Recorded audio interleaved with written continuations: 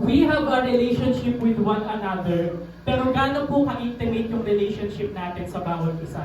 Paano po natin nalalaman or alam ba natin na mas gusto ng asawa mo yung bulalo o sinigang, tapos luto-luto ka ng sinigang, gusto niya bulalo, or mas gusto niya ang New Year kaysa sa Pasko? So meron tayong relationship sa bawat isa, tama po ba? Meron tayong relationship with one another as brothers and sisters in faith. Pero paano po or gaano ka-intimate po yung relationship natin sa bawat isa? Bakit? Ano po ang point natin dito? Kasi meron tayong relationship, pero yung iba po sa atin walang fellowship. So may relationship tayo na magkakasama tayo, konektado tayo, magkakadugo tayo, pero yung intimacy natin, hindi siya nakadepende sa relationship natin. Yes, yung relationship may connection kayo, pero hindi doon natatapos. Kailangan may fellowship, kailangan may intimacy. Kailangan nag-spend kayo ng time with one another, inaalam nyo kung ano yung mga gusto at ayaw ng kapatid nyo, ng asawa nyo, ng mga pinsan ninyo. Kasi again, relationship does not predict intimacy, fellowship does. So yung pag-spend natin ng time sa mga karelasyon natin, yun yung bibigay ng intimacy sa bawat isa. At ganoon din po sa usapin natin sa relationship natin kay Lord, kay God, kay Jesus as our Savior. Meron tayong relationship kay Jesus, pero hindi ibig sabihin intimate tayo sa Kanya. Hindi porket umaattend ka ng church or tinanggap mo si Jesus at some point in your life doesn't mean na intimate ka sa Kanya. Or doesn't mean na close ka sa Kanya. Nakikita niyo po yung parehas or pagkakaiba. So dito makikita natin, hindi porket nandito ka, kasama ka namin, hindi ibig sabihin nag-i-spend ka ng time kay Jesus kapag nasa bahay ka. So dito po sa umagang ito, tingnan po natin anong pinagkaiba nung meron tayong relationship kay Jesus at meron tayong intimate relationship sa Kanya. Tingnan natin yung pinagkaiba ng meron tayong relationship kay Jesus at yung meron tayong fellowship sa Kanya. Nakasunod po? Okay. So umaga po ito, ang pag-uusapan po natin ay ang parable of the 10 virgins. Siguro po yung iba dito, first time niyo po marinig ito or familiar po yung iba sa inyo. Ang pag-uusapan ng pag-aaralan po natin sa umagang ito, pagdating sa intimacy natin kay Jesus, is the parable of the 10 virgins. Pero bago po natin pag-usapan yung kwento, kung ano po ang ibig sabihin ng parable of the 10 virgins, bigyan ko lamang po kayo ng context or ng background sa patungkol sa pag-uusapan or sa aralin po natin ngayong umaga. Kapag sinabi po nating parable, bilang Pilipino, ang unang pumapasok po sa isip natin ay kwentong malalim na may malalim na kahulugan. Tama po? Sa Tagalog ng parable is parabola. Malalim siya na kwento na may malalim na kahulugan. Nakasunod po? Ayan. Pero sa context nila dati, okay? Tingnan po natin to sa time ni Jesus, sa time nila. Ang ibig sabihin po ng parable ay kwento sa gigilid. Ano pong ibig sabihin nun? Sa term natin bilang Pilipino, ang parable sa time ni Jesus dati ay kwentong tambay.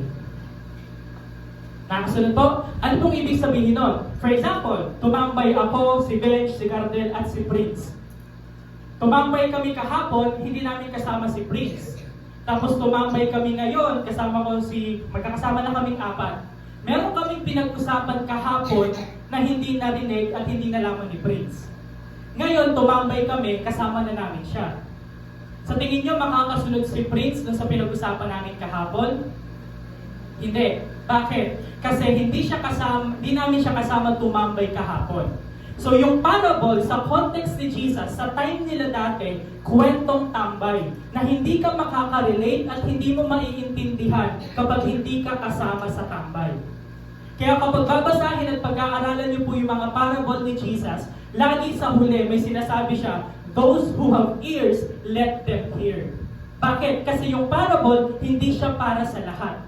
Meron siyang specific audience. May parable para sa mga Hudyo, may mga parable para sa mga Gentiles, may parable para sa mga unbeliever, may parable para sa mga Pharisees. Meron siyang specific audience na hindi natin maiintindihan kapag hindi tayo kasama sa tambay. Nakasunod po? Yun ang context, yun ang cultural context ng parable. Kwentong tambay. At pangalawang context po natin bago tayo mag-start is yung parable of the 10 virgins. May kita po natin yan sa Matthew 25. At ano, bago mag-Matthew 25, Matthew 24. At sa Matthew 24, nagtuturo si Jesus about end times. At kapag sinundan po natin yung kwentong Matthew 24, transition sa Matthew 25, about po yan sa end times. Isa yon sa meaning ng parable of the 10 virgins. Pero hindi po muna natin yung pag-uusapan. Titignan natin siya sa cultural context ng intimacy. Nakasunod po? Hindi natin siya titignan sa meaning or sa context ng end times. Tignan natin siya sa meaning at context ng intimacy natin kay Jesus. Okay po? So, ilagay nyo, alalahanin nyo po yan as we go through along sa pag-aaral po natin ng parable of the 10 virgins. Kaya titignan natin to sa meaning natin on intimacy and not end times. Kaya dito po sa umaga pong ito, ang pag-uusapan natin dito ay ang ating theme for this year. Remain in Christ's love. Yan po ang pag-uusapan natin. Paano tayo magiging intimate kay Jesus at ano ang ibig sabihin na remain in Christ's love, na tayo ay manatili sa pag-ibig ng ating Panginoon. Ready na po kayo? Okay. Mag-start po tayo, Matthew 25, verse 1. Sabi po dito, Then shall the kingdom of heaven be likened unto 10 virgins, which took their lamps and went forth to meet the bridegroom. So dito may kita po natin may context. May kasalang magaganap, may bridegroom, may 10 virgins, at merong lamps. So kapag sinabi pong 10 virgins, literal to, na virgin, virhen. At bridegroom, mamaya pag-usapan po natin ano yung bridegroom, pero focus muna tayo ngayon sa lamps. So sa context natin, may 10 birhen na meron silang lamps. At ang purpose nila is to meet the bridegroom. So may context tayo na kasalan. At sa time ni Jesus dati, again, titignan po natin to sa context ng culture nila. Sa time ni Jesus dati, ang bida sa kasalan, yung lalaki, hindi babae. Sa atin po, di ba, kapag nakaten na kayo ng mga kasalan, yung babae yung bida, no, papasok sa pinto, maglalakad papuntang altar. Sa culture nila dati, ang bida yung lalaki. Mamaya ko po i-explain kung bakit. Focus muna tayo doon sa 10 virgins at sa lamps. So, meron silang lamps. Anong itsura nun, Brother Dogs? Ito ang itsura ng lamps, ng parang lampara, sabihin natin, sa time nila dati. Ayan. Yan ang lamps ng first century Jewish culture. So yung iba, hinahawakan siyang parang paganyan, yung iba, hinahawakan ng parang paganto. So ano ang significance ng lamps na yan? Kumbaga, sa time nila dati, yung lamps na yan, sobrang halaga niyan sa kasalan. Kung ihahalin tulad natin sa panahon natin ngayon, yung lamps ay katumbas ng parang fireworks or luces. Diba? Kung nakapanood na po kayo ng mga kasalan na bongga, may mga fireworks, may mga paputok, ganyan, may mga palamuti. Ayan. So, yan ang itsura ng lamps ng first century Jewish culture. And then, meron tayong 10 birhen at meron dalang lamps. At yung lamps na yon ay parang fireworks na parang pagdating ng bridegroom, sasalubungin nila, dala-dala yung lamps. Nakasunod po? Okay, diretso tayo sa kwento. At yung 10 birhen, dinescribe dito. Verse 2, And 5 of them were wise, and 5 were foolish. So 5 daw doon sa 10 ay wise, nag-iisip, at 5 sa kanila ay foolish. So yung wise, ibig sabihin nito, marunong mag-isip at marunong i-apply yung iniisip nila o yung alam nila. Yung foolish, ang ibig sabihin po nito, kapag nakabasa po kayo sa Bible ng foolish, ang ibig sabihin nito ay hindi yung walang alam. Meron silang alam pero hindi lang nila kayang i-apply. O hindi nagtutugma yung knowledge at yung application nila. Yun ang ibig sabihin ng foolish. Okay po? So, dinescribe dito, meron tayong 10 birhen, 5 sa kanila wais, 5 sa kanila foolish or mangmang sa Tagalog. At bakit sila wise? Bakit sila wais? At yung iba, bakit naman tinawag na foolish? Ito po ang dahilan. Pagdating ng verse 3 at verse 4, they that were foolish took their lamps and took no oil with them. But the wise took oil in their vessels with their lamps. Ano pong ibig sabihin yan? Balik po tayo dun sa significance ng lamps. Na parang baga sa atin is fireworks. Ganito ang ibig sabihin nun, kung bakit parang hindi sila nagdala ng oil. Di ba may fireworks, mag-set up sila ng fireworks, mag-set up sila ng paputok, at walang nagdala ng posporo o lighter para sindihan yung fireworks. Parang ganun yung mga foolish, parang ganun yung mga mangmang. Meron silang lamps, pero hindi sila nagdala ng oil para umapoy yung lamps nila. Nakasunod po, habang yung mga wais ay nagdala sila ng oil kasama sa nilagay nila sa vessel nila para meron silang reserba. Nakasunod po, so dito natin makikita kung bakit foolish at bakit wais yung 5 at foolish yung 5 or wise yung 5. Dito natin makikita kasi yung foolish hindi nagdala ng oil while yung wise ay nagdala ng oil. So yan ang setting natin sa kwento nating parable of the 10 virgins. Dito mag-i-start ang kwento. Pagdating ng verse 5, sabi, "Now while the bridegroom was delaying." Ano daw po nangyari? Na-delay, na-late yung bridegroom. Eh ano yung bridegroom? Siya yung bida ng kasalan. So yung bida ng kasalan, na-late, na-delay. Yun ang kwento. Ano nangyari? They all got drowsy and began to sleep. Sino daw po yung nakatulog? Sino daw po yung inantok? Lahat. Hindi lang yung foolish, hindi lang yung wise, lahat sila inantok at nakatulog. Ngayon, ito ang tanong. Bakit naman kasi na-delay yung bridegroom? Diba? Kasi sabi ito, now while the bridegroom was delaying. Bakit nga ba kasi kung ikaw yung bida ng kasalan, ikaw pa yung madedelay. Ikaw pa yung late. Kumbaga parang ikaw yung nagplano ng event, tapos ikaw yung wala. Parang ganun yung nangyari. So, bakit na-delay yung bridegroom? Dito po sa Matthew 25, hindi po natin makikita yung reason. At hindi rin po in-explain ni Jesus. Bakit? Kasi nung kinukwento ni Jesus yung parable, ano po yung parable? May cultural context sa time nila. So hindi na in-explain ni Jesus yung kung bakit na-delay yung bridegroom kasi yung audience ni Jesus, alam niya na kung anong itsura at anong proseso ng kasalan sa kanila. Nakasunod po? Kaya hindi niyo po mahanap yung reason bakit siya na-delay. Pero naiintindihan na to ng mga disciples, naiintindihan na to ng mga followers ni Jesus, naiintindihan na to ng mga tagakinig ni Jesus kung bakit na-delay yung bridegroom. Kasi in their cultural context, alam nila kung bakit or anong proseso ng kasalan. Kaya for the next 2 minutes, hayaan niyo po ako na i-share sa inyo ano ba ang proseso ng kasalan sa time ni Jesus.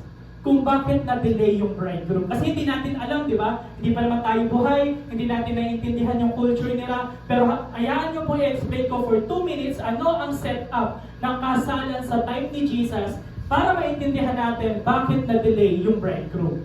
Okay po? Dito nag-i-start ang kasalan sa time ni Jesus. Una, pupunta yung lalaki sa babae. At yung lalaki ay magbibigay ng ari-arian niya sa babae. So for example, yung lalaki pupunta siya sa babae, magbibigay siya ng 10 baboy, 5 baka, 10 manok. Bibigyan ng lalaki yung babae ng ari-arian niya at sasabihin ng lalaki, ito yung property ko, ito yung ari-arian ko, ito yung covenant ko sa'yo, babalikan kita. Nakasunod po? Sa time natin, anong ibig sabihin nun? Singsing. Engagement ring. Nabibigyan ng lalaki ng singsing yung babae as a promise na papakasalan kita. Sa time ni Jesus, ganun din. Pero more about ari-arian. Bibigyan ng siguro ng lupa o ng mga hayop at sasabihin, ito ang covenant ko, babalikan kita. Yun ang unang proseso. Pangalawang proseso ng kasalan sa time ni Jesus, pagkatapos magbigay ng lalaki ng ari-arian sa babae, yung lalaki uuwi sa kanila. Mag-e-enjoy sila, magse-celebrate sila para sa kasalang magaganap. Habang yung babae na naiwan, magpe-prepare sila sa kasalan. Nakasunod po? So uuwi yung lalaki sa family niya, magse-celebrate sila, at yung sa side ng babae, magpe-prepare sila sa kasalan. So dito, ang pangalawang proseso ng kasalan sa time nila, magse-celebrate na yung lalaki kasama yung family niya. At pangatlo at huling proseso ng kasalan sa time ni Jesus dati, yung lalaki ay pupunta sa tatay niya. Bakit? Kasi yung tatay niya, ipe-prepare siya para sa buhay mag-asawa. Ipe-prepare ng tatay yung anak para sa buhay mag-asawa, bilang tatay, at sa lahat ng bagong responsibilidad niya sa buhay. At sa prosesong to, yung tatay lang ang nakakaalam kung kailan babalik yung anak niya. Nakita niyo po yung connection? End times, intimacy, at yung cultural context, consistent yung kwento. Na parang sa end times, yung father lang nakakaalam kung kailan babalik yung anak. Ganun din, naiintindihan to ng mga audience ni Jesus kung bakit nadidelay yung lalaki. Kasi dito sa process na to, inaabot ng linggo, inaabot ng buwan, bago makabalik yung lalaki papunta sa side or family ng babae para matapos na yung kasal. Nakasunod po? At dito na-delay yung lalaki. Dito yung sinabi sa verse 5, now while the bridegroom was delaying. Bakit? Kasi hindi pa tapos na i-prepare nung father yung anak niya para sa buhay mag-asawa. At ang nangyari, they all got drowsy and began to sleep. So, para for example, kung ikaw inimbitahan ka sa kasal, 5 p.m. punta kayo doon. Tapos dadating yung kakasal, alas 3 na ng madaling araw. Diba? So, parang ganun yung nangyari sa kanila. At ganun din, pagdating sa verse 6, but at midnight, ayan na, but at midnight. Midnight, sa context nila sa time ni Jesus dati, kasi sa atin ang midnight parang alas 12 ng madaling araw, no? Pero sa time nila Jesus, ang midnight is either 1 or 3 a.m. Kaya nung sabi ko kanina, parang ganun yung nangyari sa atin. Parang kapag in-invite tayo sa kanila, 5 p.m., 4 p.m. ang kasal, pero na-delay yung bridegroom, nakarating siya 1 to 3 a.m. na kinabukasan na ng madaling araw. But at midnight, sabi dito, there was a shout. So, tulog na lahat ng tao, biglang may sumigaw. Anong sabi? Behold, the bridegroom, come out to meet him. Biglang may sumigaw habang natutulog ang lahat. Nandito na ang bridegroom. Tayo na salubungin siya. Bakit? Kasi siya yung bida ng kasal. Diba? Sa atin, babae, sa time nila, yung lalaki ang bida ng kasal. Behold, the bridegroom, come out to meet him. Sino daw po yung sasalubong sa kanya?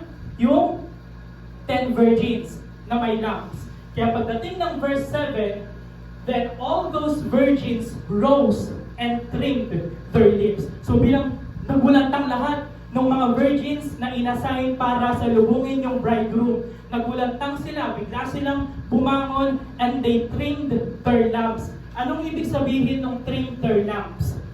Balik po tayo dun sa itsura ng lamps. So ang trimmed their lamps is tatanggalin nila yung part na may apoy, yung parang sa kandila, tatanggalin nila yung hipla nun, papalitan nila ng bago, lalagyan ng bagong langis para kapag sinintihan nila, maganda yung apoy. Yun ang ibig sabihin ng trim their lamps. So nagulantang sila, bumangon sila, at inayos nila yung lamps nila para salubungin yung bridegroom. Pagdating ng verse 8, and the foolish said unto the wise, uy, bigyan nyo kami ng oil, kasi wala nang apoy yung lamps namin. So ano yung context nito? Hindi nagdala ng oil yung mga foolish. Kaya pagdating ng bridegroom, sabi ng mga foolish, bigyan nyo kami. Kinausap niya yung mga wais na may dalang oil. Bigyan nyo kami, kasi wala na kami apoy. Pagdating ng verse 9, the wise answered, hindi. Ito ang dala namin, hindi sapat sa amin eh. Ibibigay pa namin sa inyo. Nakasunod po sa kwento, humingi ng oil, yung foolish, at sabi ng wise, hindi, ito nga hindi sasapat sa amin magbibigay pa kami sa inyo. At nagbigay ng suggestion yung mga wise. Sabi niya, pumunta kayo doon. Punta kayo ng 7-Eleven, punta kayo ng Osay, punta kayo ng Dali, at try niyong bumili ng oil kung meron kayong mabibili. Ano pong oras to? Midnight. 1 to 3 a.m. Sa time nila, wala pang 24/7. So, makakabili ba sila? Tignan natin mamaya. So dito sabi, punta kayo doon, tignan nyo kung may mabibili kayo at kung makakaabot kayo. At pagdating ng verse 10, and while they went to buy, umalis daw yung mga foolish para bumili ng oil, dumating na yung bridegroom, at kung sino lang yung ready, sinalubong siya, pumasok sa bahay, sinarado ang pinto, at nag-start ang kasalan. At pagdating ng verse 11, later the other virgins, hindi sinabi kung nakabili sila or hindi. Basta humabol yung mga foolish at sabi nila, Lord, Lord, open up for us. At sabi ng bridegroom, truly I say to you, I do not know you. Ano daw? I do not know you. Sabi ng bridegroom. Teka. Balik lang tayo dun sa context. Bridegroom at yung bride, sila ang nagpe-prepare at namimili kung sino yung 10 virgins. Sila yung namimili kung sino yung i-assign nila, parang flower girl, ganyan. So, ina-assign nila yon. Hindi niya ba alam na kasama sila sa listahan ng mga 10 virgins? Ano ang ibig sabihin ng bridegroom na I do not know you, na hindi ko kayo kilala? Doon po sa word na I do not know you, doon sa word na know, galing po siya sa Greek word na ginosko. At yung ginosko, ibig sabihin, hindi lang natin siya kilala sa isip, pero hindi sila kilala kasi hindi naman sila close. Ano po ibig sabihin nun? Sabi ng bridegroom, hindi kita kilala, hindi dahil hindi talaga kita literally kilala. Hindi kita kilala kasi hindi mo naman ako sinalubong at hindi naman tayo nagkaroon ng intimacy. Bakit? Ano ang purpose ng bride? Anong 10 virgins? Salubungin yung bridegroom at mag-celebrate. Ang sinasabi ng bridegroom, hindi kita kilala kasi hindi tayo close. Kaya pagdating ng verse 13, dito po sabi ni Jesus, be on the alert then, for you do not know the day nor the hour. Yan yung context na titignan natin kapag end times. Pero focus lang muna tayo sa context ng intimacy. Na ganun din kagaya sa atin. Kagaya nung 10, yung 5 foolish, na hindi sinalubong yung bridegroom. Sometimes may relationship sila, pero hindi sila nagkaroon ng fellowship. Kaya gaya po ng sabi ko kanina, meron tayong relationship pero hindi ibig sabihin na may intimate relationship tayo. Kailangan natin ng fellowship with one another. Ganoon din po sa relasyon natin sa Diyos. Hindi po pinanggap natin siya at some point of our life, hindi ibig sabihin nun na intimate at close tayo sa Kanya. Pero ito ang tanong, paano tayo magiging intimate sa Kanya? Paano tayo magiging close sa Kanya? Paano tayo na hindi lang tayo may relationship, pero meron tayong fellowship din sa Diyos? Kapag tinanong ko po ang ilan sa inyo, paano ka magiging intimate kay Jesus? Marahil magbibigay kayo ng mga sagot na common or sagot na nakadepende sa sarili natin. Kapag tinanong natin ang normal na Kristiyano, paano ka magiging intimate kay Lord? Yung iba sa atin, sinasabi natin, magpipray ako 3 times a day. Magbabasa ako ng Bible, babasahin ko from Genesis to Revelation, a-attend ako ng church every Sunday, hindi ako malilate, hindi ako absent. At minsan sa atin at madalas sa atin kapag tinanong tayo, paano tayo magiging intimate sa Diyos? Ang laging sagot natin nakadepende sa kung anong kaya nating gawin para sa Kanya. Pero aminin po natin, minsan napapagod tayo. Yung sigasig natin na nakadepende lang sa lakas natin, minsan nawawala. Yung sigasig natin na umattend ng church, maging active sa mga ministry, minsan nanlalamig.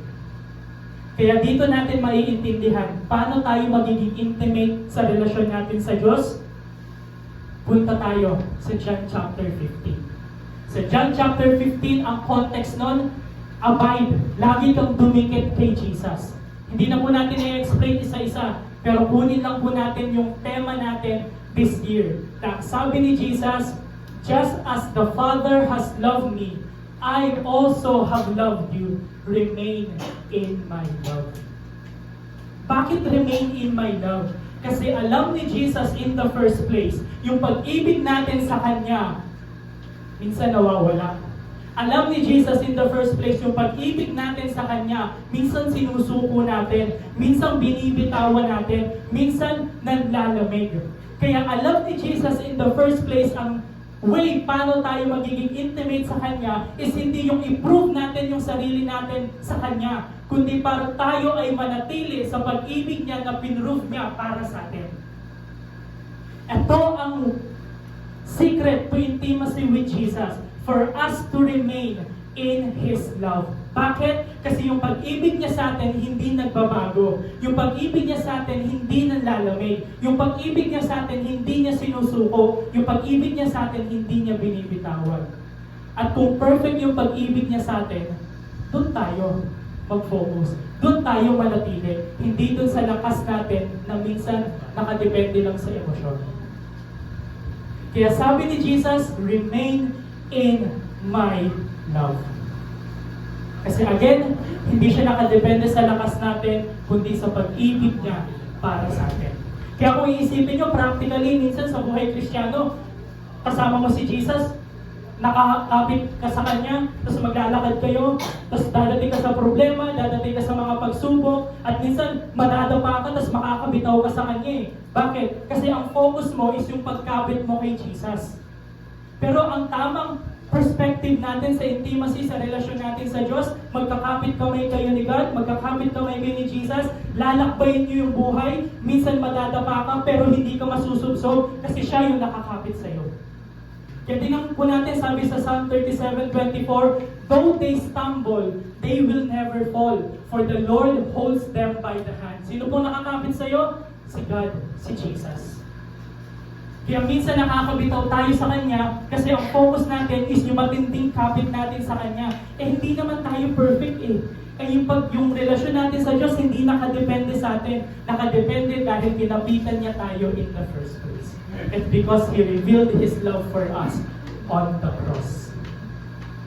Kaya dito natin makikita din, minsan sa inyo sa atin bilang Kristiyano, bilang mananampalataya, aminin man natin o hindi, minsan, gusto na lang din natin sumuko eh. Parang minsan, napapagod din tayo. Minsan, gusto natin magpahinga muna. Wala munang church, wala munang ministry. Hindi muna ako magdi-devotion, hindi muna ako magbabasa ng Bible. Minsan, nagpa-backslide tayo, nawawala tayo kay Lord eh. Pero, kung aaminin natin, minsan bumabalik tayo sa Kanya. Bakit? Hindi kasi sa sarili nating lakas, kundi dahil God's love orchestrated us na bumalik sa Kanya. Kaya tingnan niyo po sabi ni Paul, for the love of Christ compels us. Anong ibig sabihin nun? Yung pag-ibig ng Diyos ang nagko-control, ang nag-orchestrate sa tadhana natin para bumalik tayo sa Kanya. Kaya nga sabi ko ng isang pastor, nung kaaway ka nga ni Jesus, minahal ka niya eh. Ngayon pa kayang anak ka na niya. Sipin mo yun. Nung kaaway ka ni Jesus, minahal ka niya, namatay siya para sa'yo. Ngayon pa kayang tinanggap mo siya, naging anak ka na niya, tapos nagkamali ka, may pagkukulang ka, hindi ka pa ba niya mamahalin? Again, ang focus, remain in His love. And then kapag naranasan natin at na-experience natin yung pag-ibig ng Diyos na binabalik tayo sa Kanya, ito ang resulta. Sabi ni Paul, those who live should no longer live for themselves, but for Him who died for them and rose again. Kapag na-experience natin na maibalik tayo sa pag-ibig ng Diyos, dahil sa pag-ibig ng Diyos, ang tamang response, hindi na tayo mabuhay sa sarili natin, kundi mabuhay para sa Kanya. Sa paanong paraan? Remain in His love. Hindi sa dahil gagawin ko to, hindi sa dahil sasali ako ng ministry, hindi dahil sa sarili kong lakas, kundi dahil sa pag-ibig ng Diyos para sa atin. Kaya inulit-ulit yan eh. Yan yung binasa natin kanina. Tingnan nyo sa Jude. Ano sabi? But you, beloved, building yourselves up on your most holy faith, praying in the Holy Spirit. Ano pong sabi ni Jude? Keep yourselves in the love of God. Inulit-ulit yung advice. Inulit-ulit yung sikreto. Paano tayo mananatili sa intimacy natin sa Diyos? We keep ourselves in the love of God. Yung love na yun ni Lord, yun yung pag-ibig na humabol doon sa isang nawawalang tupa. Yun yung pag-ibig na iniwan yung 99 para doon sa isang nawawala. Yun yung pag-ibig na tumatanaw sa prodigal son kung kailan siya babalik. Yun yung pag-ibig na tumakbo patungo doon sa prodigal son. Yun yung pag-ibig na yumakap doon sa prodigal son. Yun yung pag-ibig na humalik doon sa prodigal son. At yun yung pag-ibig na tumubos sa lahat ng kamalian ng prodigal son. Yun yung pag-ibig na nagpatawad kay David nung nagkasala siya kay Bathsheba. Yun yung pag-ibig na nag-restore kay Peter nung binetray niya si Jesus. At yun yung pag-ibig na sinuot yung sinuot yung krus ng Kalbaryo, biner yung krus ng Kalbaryo para sa iyo at para sa akin. Yun ang pag-ibig ng Diyos na binago ka. Yun ang pag-ibig ng Diyos na nagbigay sa iyo ng eternal life. Yun ang pag-ibig ng Diyos na patuloy na sinusustain tayo, giving us one more day. Ang calling sa atin, keep yourselves in the love of God. So dito po natin makikita po para tayo magiging intimate kay Jesus. Ikaw at ako manatili sa pag-ibig niya para sa Kanya. Kaya napaka-imposible na kapag naranasan mo yung pag-ibig ni Lord para sa iyo, napaka-imposible na hindi ka mag-pray. Napaka-imposible na hindi ka magbabasa ng Bible. Napaka-imposible na hindi ka makikipag-fellowship sa kapwa Kristiyano, sa brothers and sisters mo in faith. Napaka-imposible na kapag na-experience talaga natin siya, wala tayong proper response. Napaka-imposible nun. Because sabi ng Bible, we love Him because He first loved us. At dito po natin makikita na hindi siya nakadepende sa atin. Nakita muna natin at na-experience natin yung pag-ibig ng Diyos at doon tayo nagsimula ng intimacy sa Kanya. So hindi ko na po pahabain ang topic po natin or pag-aaralan natin sa umagang ito. Dito na po ako magtatapos sa isang kwento. At yung iba po sa inyo, majority po sa inyo siguro alam niyo na po ito. Na-share ko na po ito one time sa youth. Pero share ko lang po ulit kasi ito yung isa sa mga pinaka-favorite kong kwento, true to life, nangyari. Way back 1980, 1982, 1985, nung meron pong digmaan sa Vietnam, at tinatawag nilang Vietnam War. Meron pong isang lalaki na ang pangalan ay Hien Pham. Si Hien Pham ay isang journalist at isang translator.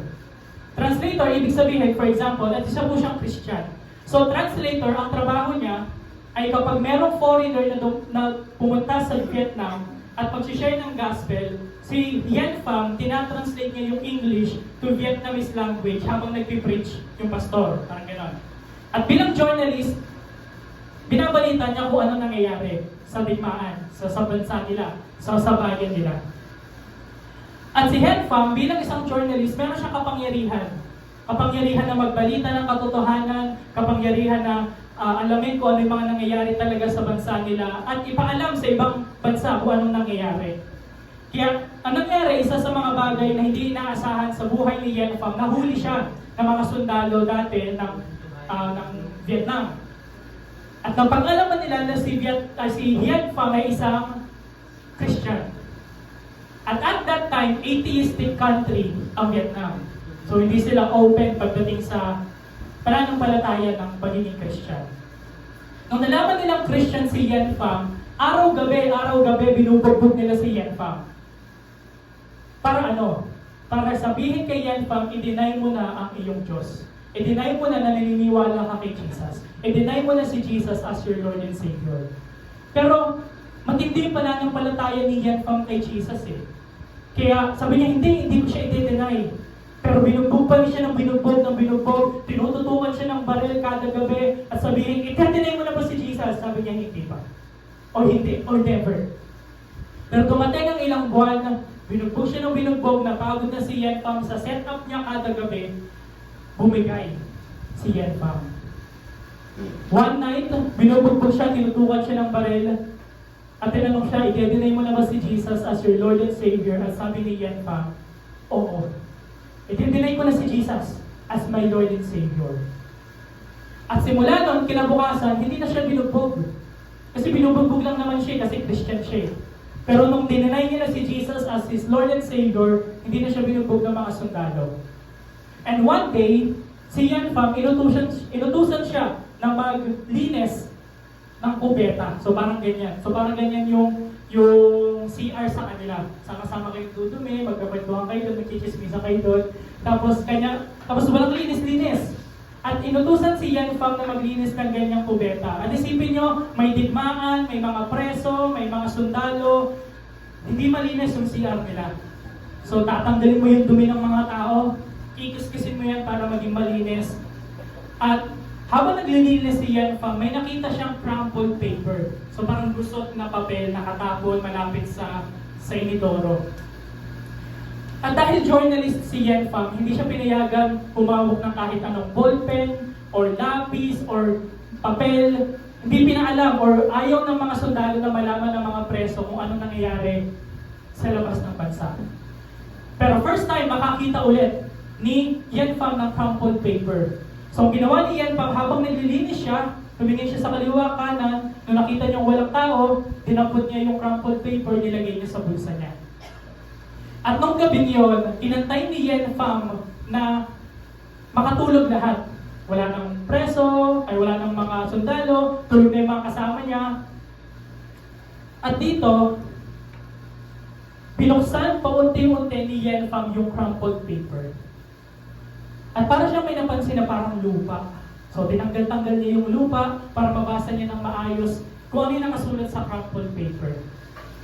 At yung pag-unat niya doon sa papel, ang una niyang nabasa, Romans chapter 8.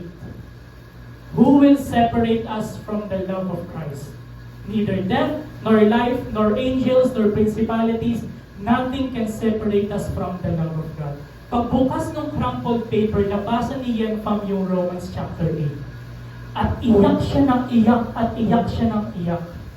At that night, sumuko ulit si Yen Pham sa Diyos. Sinurrender niya ulit yung relasyon niya sa Diyos na, Lord, patawarin niyo ako, iniwan ko kayo. Lord, patawarin niyo ako, binitray ko kayo. Lord, patawarin niyo ako na hindi ko, na sa lahat ng mga pagkakasala ko at sa lahat ng kahulangan ko. Lord, patawarin niyo po ako. At this night, I will accept you again as my Lord and Savior. So, iyak nang iyak si Yen Pham nung nabasa niya yung Romans chapter 8.